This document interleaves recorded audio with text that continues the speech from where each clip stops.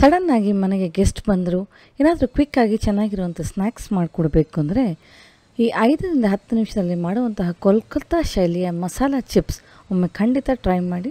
ತುಂಬಾ ಸುಲಭವಾದ ರೆಸಿಪಿ. ಬನ್ನಿ ಈ ರೆಸಿಪಿನ ಹೇಗೆ ಮಾಡೋಣ ನೋಡೋಣ.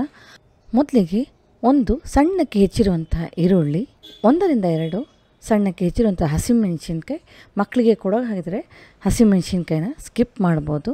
ಒಂದು ಚಿಕ್ಕ ಕಪ್ಪಿನಷ್ಟು ಸಣ್ಣಕ್ಕೆ ಹೆಚ್ಚಿರುವಂಥ ಕೊತ್ತಂಬರಿ ಸೊಪ್ಪು, ಕಾಶ್ಮೀರಿ ಚಿಲ್ಲಿ ಪೌಡ್ರು ಹಾಗೂ ಚಾಟ್ ಮಸಾಲ 1 ಚಮಚ ಹಾಕಿ, ಹಸಿ ಮಾವಿನಕಾಯಿ ಅದು ಕೂಡ ಸಣ್ಣಕ್ಕೆ ಹೆಚ್ಚಿ ಹಾಕಿ, ಇದ್ದರೆ ಆಪ್ಷನಲ್ ಅದು, ಅರ್ಧ ಲಿಂಬೆ ಹಣ್ಣಿನ ರಸ ಎಲ್ಲವನ್ನು ಮಾಡಿ ಮಿಕ್ಸ್ ಮಾಡಿ.